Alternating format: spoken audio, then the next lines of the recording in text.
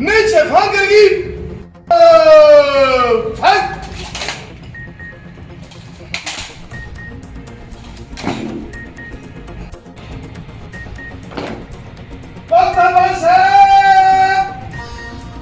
बहाउद्दीन वज़ीर आला पंजाब उस्मान बुज़दार की हिदायत पर नर्सिस की खिदमात के एतराफ़ में DC दफ्तर में पुरवकार तकरीब का इनेकाद किया गया।